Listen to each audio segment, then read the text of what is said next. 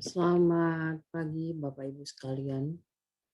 Kali ini saya dalam seminar Kolita 19 yang secara resmi akan diadakan tanggal 15 sampai 15, 13 sampai 15 Juli 2021 akan mempresentasikan sebuah makalah berjudul Paradoks Kebijakan di Era Otonomi Daerah. Saya akan mengambil sebuah kasus kebijakan bahasa Provinsi Jawa Tengah.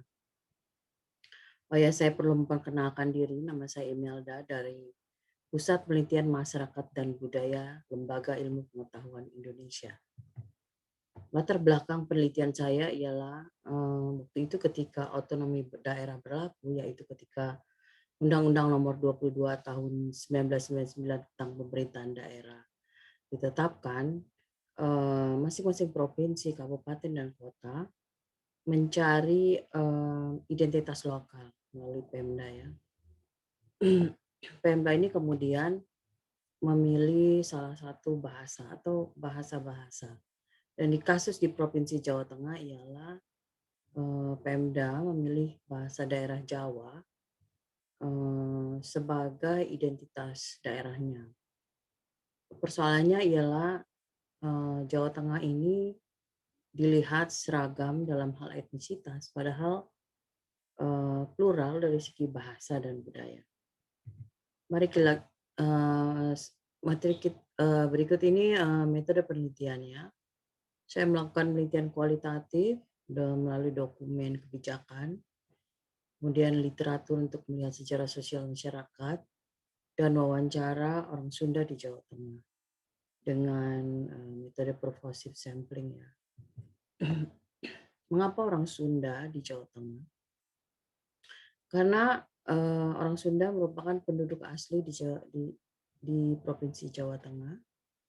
Mereka sudah sejak lama ada di situ, sehingga bisa dikatakan bahwa orang Sunda bukanlah pendatang. Kemudian dari segi jumlah, mereka 1,05% dari 30.000 juta jiwa penduduk Jawa Tengah menurut sensus tahun 2000. Perlu saya jelaskan bahwa sensus 2000 ini saya gunakan karena hanya di sensus tahun 2000 ini etnisitas diidentifikasi, dan saya rasa dalam 20 tahun masih bisa digunakan. Kemudian orang Sunda di Jawa Tengah juga berbahasa Sunda, dan bahasa ini masih digunakan sebagai bahasa sehari-hari di lingkungannya. Kita lihat lokasi orang Sunda di Brebes ya. Dari cerita Pujangga Mani, disebut seorang pertapa Buddha ya, atau Hindu ya, saya masih kurang jelas, menjelaskan bahwa dia berjalan dari kerajaan Pajajaran hingga ke batas akhir kerajaan Sunda waktu itu, bahwa Kali Cipamali yang membelah Kabupaten Brebes saat ini merupakan batas wilayah kerajaan Sunda. Lalu di saat ini lokasi-lokasi tersebut ada di Kecamatan Salem, sini ya, Kecamatan Bantarkawung, Ketanggungan, Banjarharja, kemudian Lorsari, Tanjung, Kersana, dan Larangan. Di sini ya, sini. Dan mereka ini mayoritas tinggal orang Sunda mayoritas berada di 3 tempat kecamatan, Salem, Banjarharjo, dan Bantarkawung. Sementara Salem ini 100% bisa dikatakan begitu, Banjarharjo 80% dan Bantarkawung 90%. Selebihnya ada yang lebih pasti lebih sedikit jumlahnya. Bisa kalau di Ketanggungan mungkin 40% ya. Baik, kita lanjut. Kemudian dari sisi kebijakan bahasa ada 2 peraturan yang keluar setelah otonomi daerah, yaitu Peraturan Daerah Provinsi Jawa Tengah Nomor 9 Tahun 2012 tentang Bahasa Sastra dan Aksara Jawa yang bertujuan melindungi, membina, dan mengembangkan bahasa sastra dan aksara Jawa. Kemudian di dalam perda ini, lokus revitalisasi itu ada 2, pendidikan di ranah formal dan keluarga serta masyarakat di ranah informal. Jadi ada 2 sasaran untuk merevitalisasi bahasa Jawa, bahasa dan sastra aksara Jawa.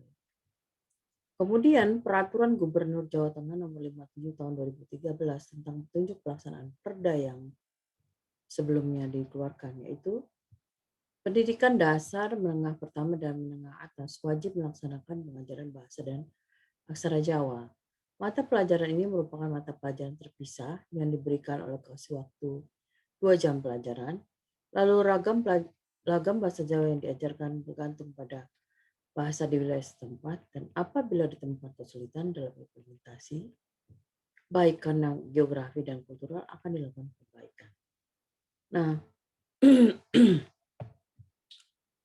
perlu saya jelaskan lebih lanjut bahwa ragam bahasa Jawa yang diajarkan di Jawa Tengah ialah bahasa Jawa standar Jogja Solo. Sehingga bagi penduduk yang beretnis Jawa setempat pun hal ini menjadi persoalan karena mereka dari kebanyakan berbahasa Jawa Ngoko dan Ngapak. Kalau etnis Jawa mungkin masih mendapat kesempatan karena ada klausul berikutnya mengatakan apabila ditemukan kesulitan dalam implementasi karena persoalan geografis dan kultural maka dilakukan perbaikan. Tetapi orang Sunda tidak memiliki tempat karena bahasanya tidak disebutkan.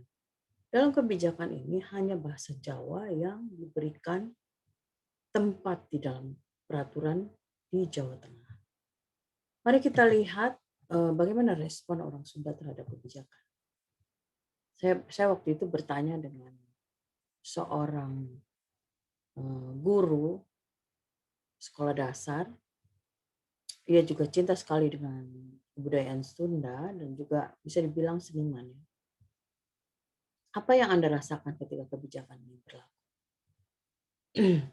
Mungkin saya perlu baca ya. Kadang hati kecil saya berkata ya Allah seperti ini. Kita sebagai seorang yang berada di bawah diharuskan mengajar bahasa Jawa. Gurunya saja tergopoh-gopoh karena kita perintah. Karena kita diperintah ya. Jadi istilahnya diharuskan mengajar walaupun saya sebagai orang yang sangat mencintai bahasa saya, bahasa Sunda dan budayanya, jadi hati kecilnya tidak terima. Kemudian narasumber DM mengatakan juga bahwa saya merasa sudah merdeka 70 sekian tahun, tetapi sistem penjajahan masih ada. Mestinya ada kebebasan kalau wilayah yang bahasa Sunda, biarkan saja bahasa Sunda yang dikemukakan. Apa yang dikatakan oleh narasumber ini menggambarkan bagaimana orang Sunda merasa tidak bisa menerima kebijakan tersebut. Hal yang paling penting saya tekankan di sini bukan ketiadaan guru, bahwa itu sebuah persoalan benar, tetapi bicara soal hati, bicara soal merasa dijajah itu bicara tentang eksistensi dan identitas dirinya sebagai orang Sunda. Sehingga hal ini sebenarnya persoalan yang cukup krusial dan mengganggu keberagaman etnisitas yang ada di Indonesia secara umum dan Jawa Tengah khususnya.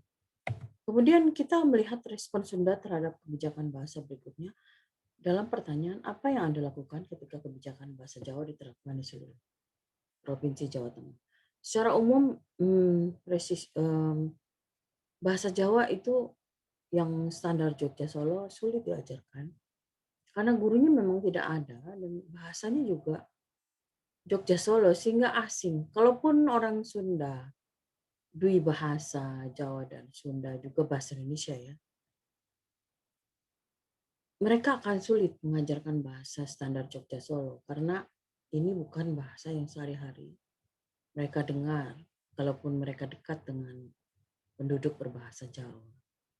Akhirnya apa? Akhirnya mereka mengajarkan aksara Jawa saja. Karena ini sistem tulis mungkin, jadi bisa diajarkan relatif bagaimana cara menulisnya. Meskipun isinya mungkin ya pasti jauh dari harapannya. Kemudian saya melihat pengajaran ini sebagai sebuah adaptasi ya. Tetapi ada di luar jam pelajaran juga yang mengajarkan seni dan tradisi itu enggak, yang tetap dilaksanakan. Dan ini bagi saya adalah sebuah resistensi. Dua hal ini sebagai resistensi dan adaptasi menghadapi kebijakan bahasa Jawa yang ada di Jawa Tengah. Kemudian hal yang perlu saya tekankan bahwa kebijakan bahasa memang tidak selalu sesuai dengan apa yang terjadi di masyarakat. Sehingga dengan demikian bisa dikatakan bahwa kebijakan bahasa Jawa bagi orang Sunda menghasilkan sebuah paradoks. Karena sulit diterapkan dan akhirnya kebijakan hanya sekedar retorika belaka. Bagi keberagaman Indonesia di masa otonomi daerah yang menjaga keberagaman masyarakatnya, kebijakan bahasa Jawa di Jawa Tengah yang sangat monolingual ya, monoculture, itu persoalan karena kita sendiri telah meratifikasi hak bahasa kelompok-kelompok minoritas. Jadi kalau seharusnya, selayaknya gitu ya, kebijakan bahasa di Provinsi Jawa Tengah juga memperhatikan keberagaman etnisitas yang ada di sekitarnya. Demikian paparan saya ucapkan terima kasih atas perhatian Anda. Assalamualaikum warahmatullahi wabarakatuh.